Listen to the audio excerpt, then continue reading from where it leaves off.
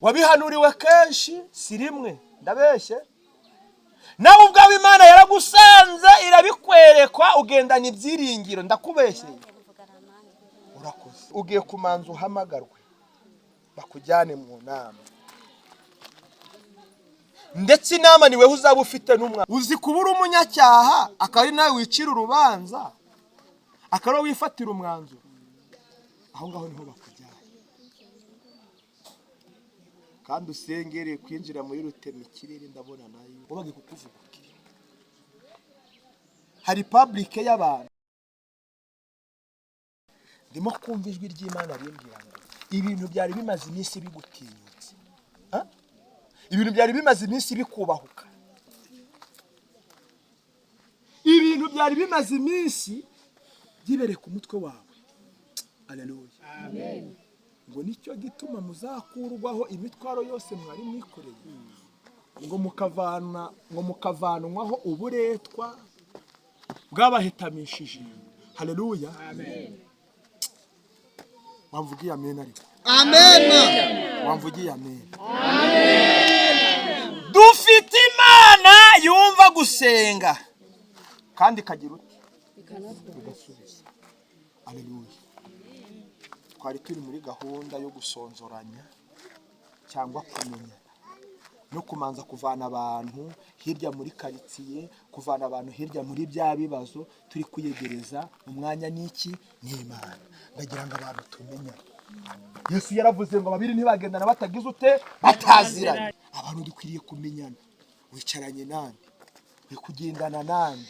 tindanye nande reka twakirane mu buryo bw'umwuka ariko no mu buryo bw'umubiri dukwiye kumenyana ukamenya uwo muturanye waje guturana nawe musure naho udafite imfukiro uri bumushyire muganirize kumubwira amagambo meza birafasha wasanga ari igisubizo ku buzima bwawe kuko abantu ntago bafite byose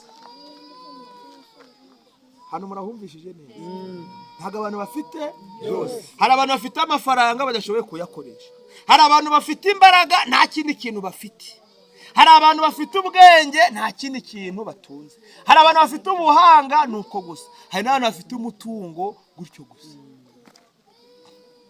ugasanga umuntu ari hararira umuntu ari harataka umuntu arababaye rwose ariko mu by'ukuri ababaranye zahabu ariko kubera ko afite ubutunzi atazi akabupfana akabusonzanya ubutunzi bwa mbere niwo mugenzi we muri kumwe haleluya amen ubutunzi bwa mbere niwo muturanye we mugize gute muri kumwe wimureba nabi wimufata nabi kuko aho utageze we yarahari wasanga ari we yabonye akazi wasanga yifuzaga ko mujyana namubanye nawe urumva arakubwira se ati nabonye ikirinye man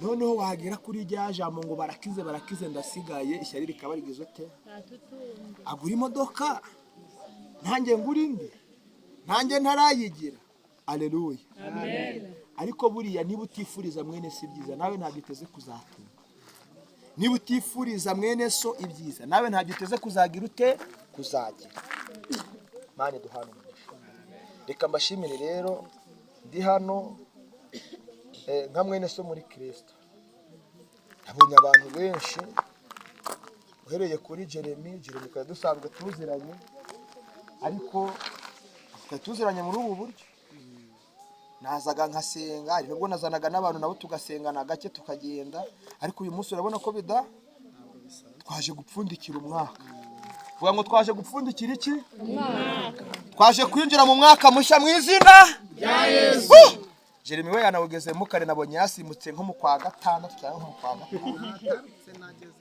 Yesu nashimwe cyane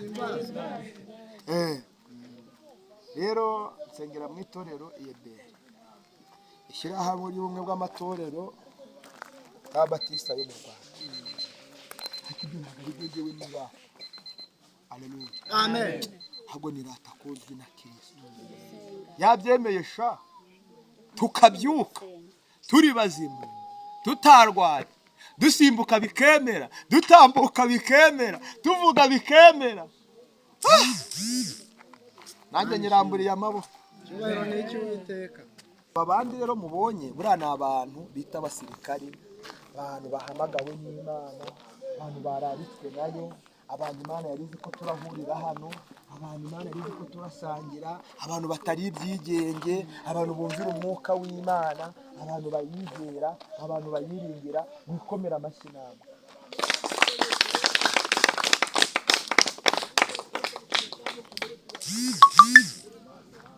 Nuko twakiranye rero, ariko hari haraguru ndabona abagabo bitaruye. Bari abantu banakora umutekano neza. Muhaguruke mudusuhuze. Imbaraga z'Imana zibururukeho namwe. Haleluya. Amen. Haleluya. Amen. Haleluya. Amen. Amen. Anishimwe. Mugihagaze mwewe ntihagire uwicara.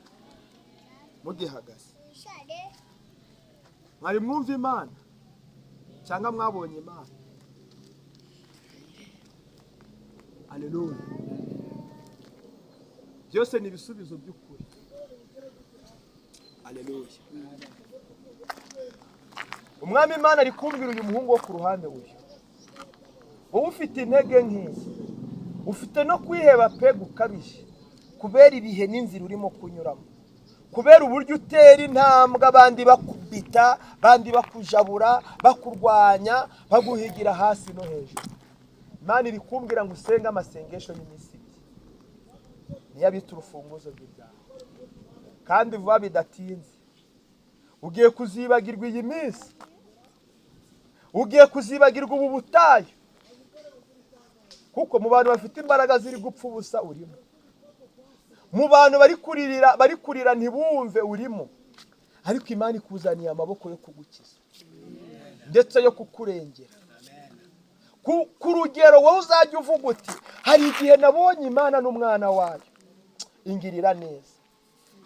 Yeremiya twasomye ijambo rivuga ngo ibikubwiye nona kugira ngo ejo utazavuga ngo birabeshya. Oya, ntabwo ari irabeshya, ahubwo utazavuga ngo n'ubundi hari inzira Imana yagombye kubivana, ahubwo ibikoze kugira ikwereke mu Imana bwayo ko ishobora. Haleluya. Ibivuze rero bitari ibyaha, ibikoze bitari ibyaha, ibikumenyesheje bitari ibyasohora, ibikwakirije wowe ubwawe utarabyakira, ariko ubaye mu mwuka uyu mwanya wagabana mu izina ryawe. Kandi bikumbwira hano waburiye agaciro, hahandi muri karitsiye bagusuzugurira, aho nyine niyo igiye kukuzamurira. Ubundi bagira bata mwene runaka azi ubwenge, kandi bwahari Imana iguteye iyo nkuru. Uributswe, wewe uributswe, uributswe. Siko ni kubona uyu mwaka ugiye kuza, Imana igiye gutabara abantu benshi. Niko ndi kubona uyu mwaka Imana igiye gutabara abantu benshi. Aho numbwira ko abo kwiramya bazaba bake. Nukuri wowe uyu mwaka uzawumbarira. Mind yawe Imana irayifunguye, kuko maske yari ku buzima bwawe Imana yisunitse kure, aho biguhaye icyo kuvuga n'icyo gukora mu bintu bidasanzwe bigutabara. Ubuse uyu mugabo wese ndi kubona ubutayo yarabumaze mu gihe. Urahari igihe umuntu yibanira n'ikibazo akamenyera, akavuga ati nta kundi basi mbese ukamesa kamwe, ukemera iyo mvugo, ukemera ko gasuzuguro, ukemera ibyo bibazo, igituka cyegamira ukagira ngo baremanywe nacyo. Ariko Imana iri kumwe ngo ubwire ngo siko bizahora. Suko hari igihe abayuda bazatabarwa, ahubwo uratabawe mu izina rya Yesu. Amen.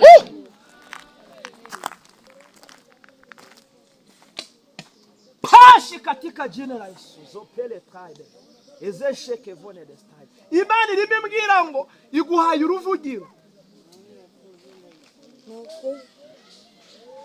Wiza amategeko y'umuhanda. Imana irimo inyereka uri mubona kamera. Kamera urayizi? Igihe umuntu afite ikinyabiziga gifite kamera murayizi.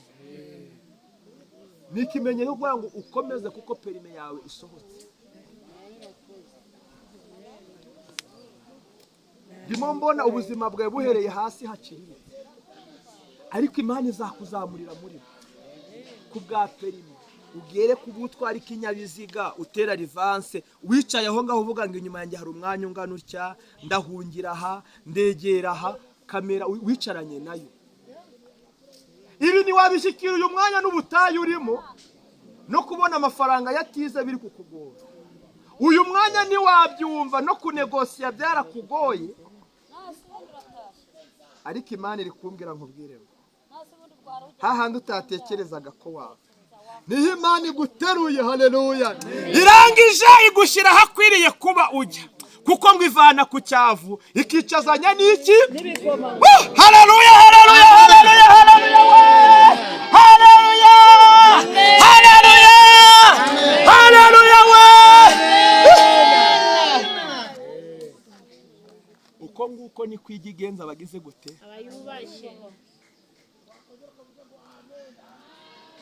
Igihe cyo gutungwa n'amanu kizarangira, nigerere muri Kanani yanjye maze nguhuke. Muvandi, weho si ubukene wagize, si n'ubwenge wabuze, si n'amafaranga yabuze, si n'akazi kabuze, wagize inshuti mbi, ni ku mwuka w'Imana ari kumwe. Buriya wari uzi ko aho igihe ugendana n'umurozi bakakwita umurozi utazi n'ibyatsi wavugutira inzoka? Abana bata mwene runaka ugendana na bariya abahungu simubazi, ntawamwikururiraga. Utikururira sakabaka nta nyama wagize ute? Wabazi. Imana iri kumbwira ava mu kigari, tandukana n'inshuti mbi, gira abantu usezerera mu buzima bwawe, tangira ube ready wuriwe, ube respect. Vuga ati nubwo ndi umukene nzemera simbura agasabuni k'ijana, inkweto yanjye nyikubita icyangwe, ipantaro yanjye nubwo ishaje bazabona ko icuyutse ariko itanduye, ubundi ntambuke neza. Haleluya! Amen. Yavuze biriya igakora n'ibi ngibi, n'ibisigaye izagira ute? Izabikora. Haleluya! Amen.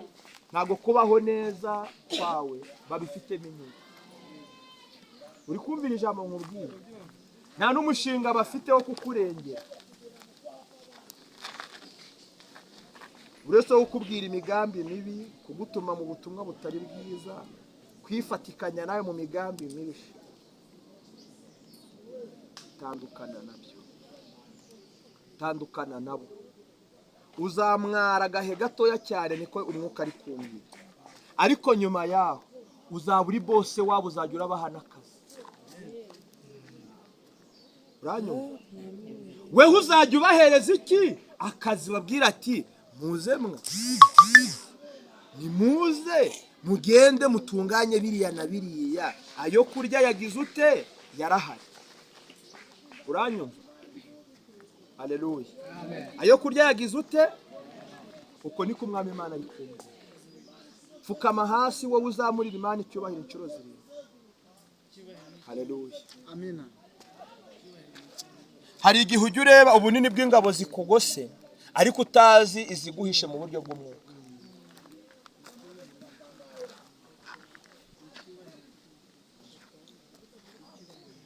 Merewe wigenda utarajyana iyi message, uretse kwikorera igikapu. Wowe ushaka kwihambirira Imana itaraguhambira, waretse ikamanze kaguhambira. Ushaka kudusezerera, ushaka no kudusezeraho. Mwuka w'Imana arimo ambwira ngo nkubwire, mu bantu banzwe nawe rwose nabonye urimo, banararekwa. Bandi bakwita umusazi, bandi bakwita imburamumaro, bandi babona ko nta kintu ushoboye, ariko iyeri iri kumbwira ngo inshuro uba imbere zayo. Yerebe hakanura kumvishije. Mumanze mukuru. Buriya hari igihe Imana ishobora kureka avuga ati buriya nta miliyoni afite ngo azubaka urusengero, cyangwa azagura ibyuma, cyangwa azanabwira abantu babyumva, ariko kubera umutima ujyana imbere yayo uciye bufi akakubwira haguruka. Ivuze ninde? ivuze ninde wayigisha impaka? ntawe. Ninde washingisha urubanza? Ntawe. Imana irambwiye ngo iragutabaye kandi irakwibutsa. Yakubwiye ko izaguhindurira ubuzima atari ugukora gusa ukanakoresha.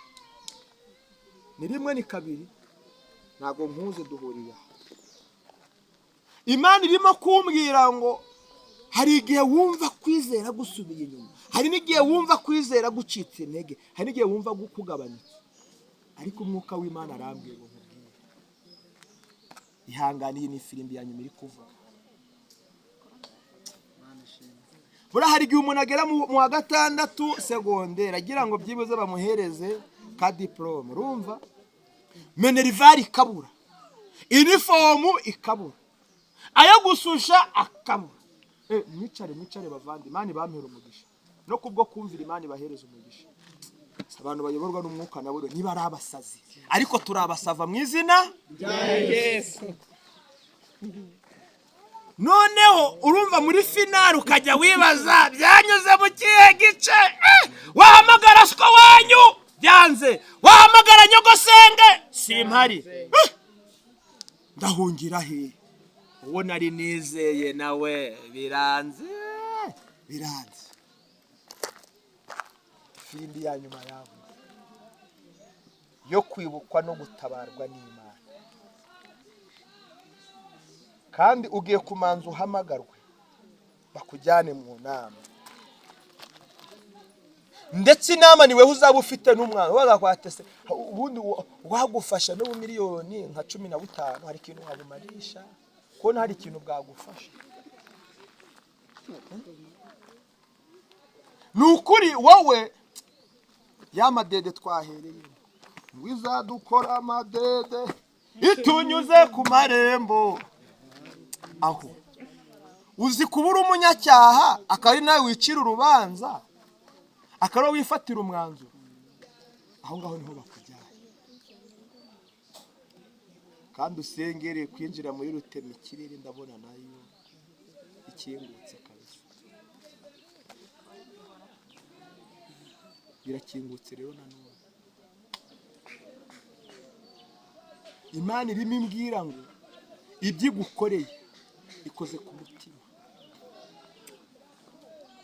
ibyo igukoreye ikoze ku bura. Hari igihe Imana iza mu mutima igakoropa ikavanaho ubucafu bwose, yarangiza igasigaho hera. Hagira gute yera? Uko nguko niko intambara, uko nguko niko ingorane zijugunye kure yawe. Imana iguhaye ituze n'ihumure, kandi iguhaye icyo kuvugiraho, ngo utambuke wenda, ngo utambuke ukomeye. Imana ndimo mbona ikwaguriye amaboko, ndimo mbona Imana igukinguriye, ndimo mbona Imana iguhaye. Haleluya. Abantu benshi bagiye kuzabaho ko bwawe, kandi bagiye kuzakuvuga uri hapana baba nane bavuga ati ariko ngo runaka ngo yari mwiza sha, ariko runaka wari umuntu, bakamuvuga yapfuye. Bagiye kukuvuga. Hari public y'abantu bakorera abantu bakamamara pe, ariko weho ni Imana ibikoze, ni Imana ibikoze ubwayo. Imana irambwiye ngo no mu ngorane wari urimo wikomeze. Ugire gute? Wikomeze. Perime n'iki se? Nakantu nawe ibaze. Perime hari Kigali zisinywa n'abandi, ntago ari abantu Imana yaremye yicaje hari, zitangwa n'abandi se abantu Imana yashyize hari. Isinya visa y'indege siguze perime. Yegora. Mbese nawe hereza agaciro. Sikiminoloji bazisinyamwe. Buriya urabona umuntu witwa umwene gihugu uri kiminoloji na imbasi, ambasaderi w'igihugu runaka Imana ihagurukije muri cyo ikamuzana ahangaha, weho ukinjiramo, Imana ikamukoresha ikavuga ati nta kibazo ngo inuzi wacu, karibu tuguhaye karibu. Ayiwe kandagira uvuge ngo dayimoni ndagukandagiye. n'abamuherekeza bakandagire. Imana imbwiye ko ivanye agasuzuguro ku buzima bwawe. Uyu mwaka ntuzashira perime ntayo ufite. Uzamenye ko uyu munsi wari waruhiye ubusa. Uzamenye ko uyu munsi waragize ute wari waherekeje abandi. Oya, nta mbeho nta muyaga uzanterura ndi kumwe nande. Erega iryo rimwe nako kabiri ni iterabwoba rya Satani. Imana hari ubwo yahunze se yimutse muri kiminoloji bafunze kuzitanga se. Mubwire ngo humura, ibyiza biracyari imbere zawe kandi ubyicayemo. Kese wari ufite nimwe gusa, ni blockage yari ku maboko yawe. Niba atabasha kwakira wari kuyibona utese. None si amaze kubohorwa urabuzwa n'iki kwakira? Fukama hasi uzamurira Imana icyubahiro. Gatatu, n'abantu bagukunda bagufashe kuko bidateye isoni. Haleluya! Amen! Haleluya! Amen! Haleluya! Amen! Kandi nikumbwira ngo haguruka ugende wakire. Wakira imigisha yawe, wakira amasezerano yawe, wakira ibisubizo ndetse n'amasezerano wari umaze iminsi witwaza uvuga ngo ariko Mana byagenze gute? Irambwiye ngo nkubwire ngo le taux de ce trave zupele trave pesh. Uwo mwuka wabaga impamvu ku buzima bwawe ukuvuyeho, umaze kukuvaho. Blockage yari iboshe amaboko yawe imaze gucika, iyo minyururu imaze gukurwaho. Imana irambwiye ngo akira. Imana irambwiye ngo akira. Wabihanuriwe kenshi si rimwe, ndabeshye. Nawe ubwawe Imana yaragusanze irabikwerekwa ugendana ibyiringiro. Ndakubeshyeye. Urakoze. Ngiki gihe rero kirageze. Tambuka wakire mu izina rya Yesu. Nani guha umugisha. Ni byiza byose yakugeniye, byaguteguriye n'ibyigenera abayikunda byose bikuze. Yo, haleluya, haleluya. Amen. Sinzibagirwa igihe nakizwaga. Pfukama tugusengera ariko. Yesu yinjiraga muri nge, none mu mutima wanjye huzuye ishimwe. Shimira Umukiza. Iyo haleluya nigitangaza, nigitangaza.